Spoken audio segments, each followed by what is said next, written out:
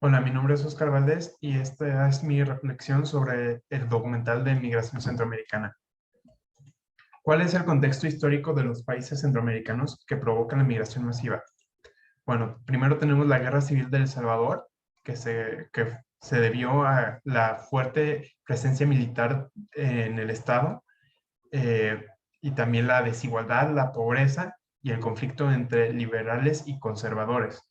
Estas tensiones se desataron en 1980 aproximadamente, y a partir de entonces hasta hasta principios de la década de los 90 fue que se desarrolló el conflicto. A principios de los 80 las personas empezaron a migrar hacia el sur de California y a formar pandillas. A finales de la década, Estados Unidos se dio cuenta del problema que tenía de pandillas y empezó a deportarlos de nuevo a El Salvador justo cuando se estaba terminando el conflicto. Entonces teníamos a personas eh, que tenían pues traumas del conflicto y a muchos huérfanos que se empezaron a unir a las pandillas, y cuando el gobierno empezó con el plan mano dura a arrestar a cualquiera que ellos creyeran que era pandillero, simplemente a lo mejor por tener tatuajes, el Estado se volvió un enemigo y hubo más personas que se unieron a las pandillas. Entonces comenzaron a negociar con ellos, debido a que si ellos mataban gente, podían negociar dejar de hacerlo o disminuir sus asesinatos para obtener mejores condiciones o lo que ellos quisieran. Y eso fue en el mandato del presidente Bukele. Después en Honduras, Estados Unidos, para combatir al, al, al comunismo, este, entonces manda también Estados Unidos apoyo militar. Se ocasiona un golpe de Estado muy violento, y después tenemos a Juan Orlando Hernández, el presidente que comete fraude electoral y que fue arrestado este año por su vínculo con el narcotráfico.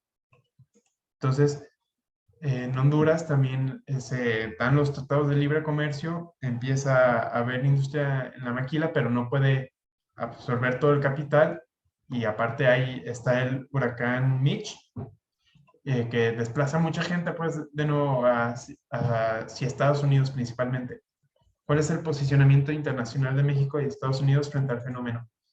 Pues México, AMLO pues otorgó visas provisionales y abrió las fronteras, permitió que la gente viniera, y cuando los iba a apoyar para que llegaran hasta la frontera de Estados Unidos, pues Trump amenazó con poner un impuesto a los productos mexicanos. Entonces pues ya se retractó. Entonces ahí tenemos eh, una política, una geopolítica muy interesante, porque Estados Unidos puede afectarnos a nosotros como país,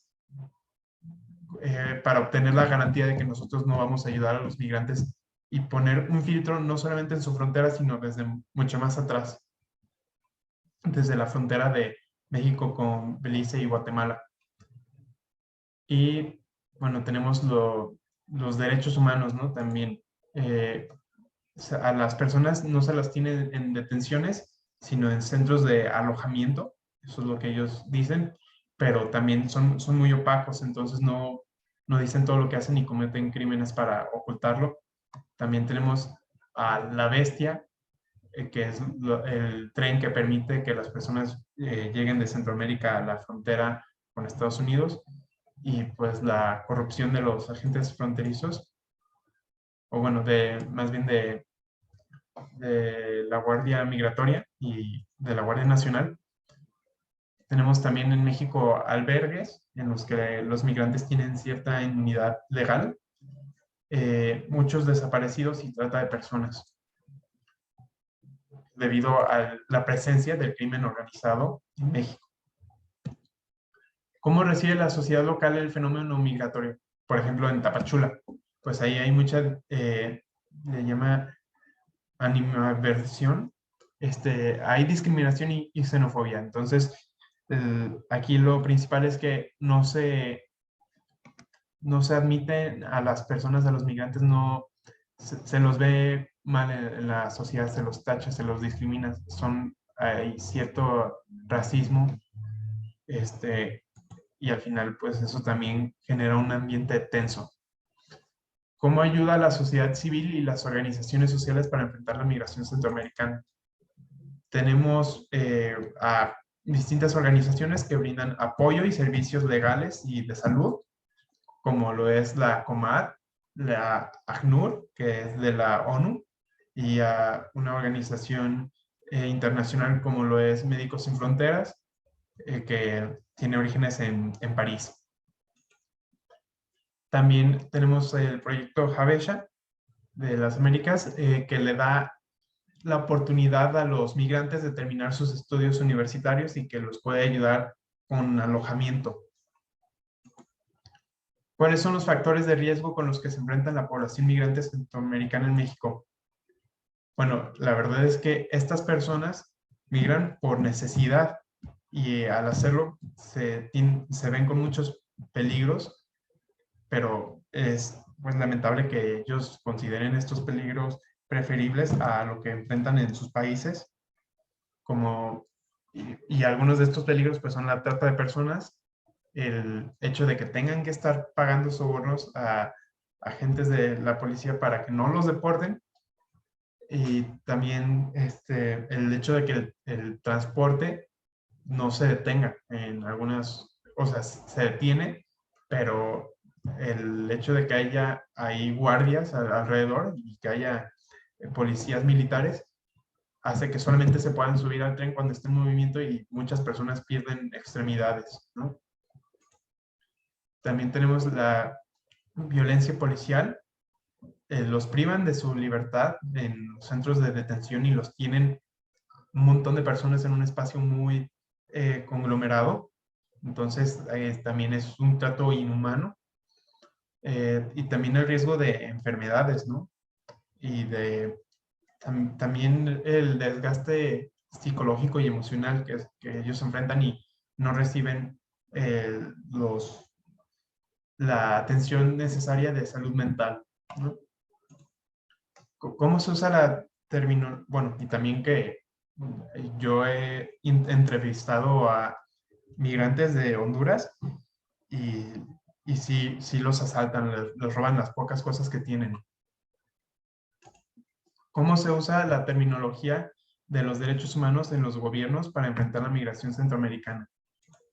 Bueno, se usan eufemismos, se le cambia el nombre a las cosas y se suele ocultar lo que verdaderamente hacen. Entonces ellos, a los lugares en los que tienen a las personas privadas de su libertad, ya no los llaman centros de detención, sino centros de alojamiento. También ellos pintan el tema de la migración como si fuera algo de seguridad y no un problema social. Entonces, un problema social pues de que no tienen las condiciones necesarias para su desarrollo óptimo en sus países, ¿no?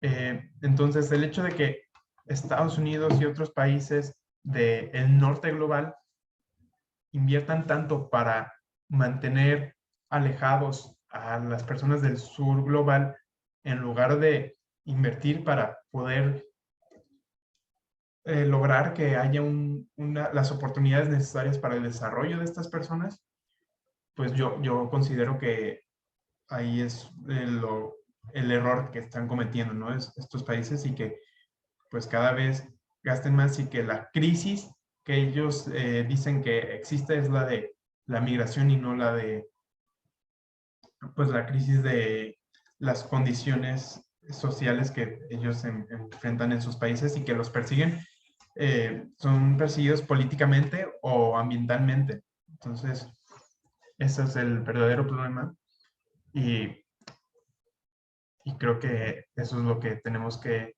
hacer conciencia, y por eso es necesario apoyar a las organizaciones internacionales. Muchas gracias.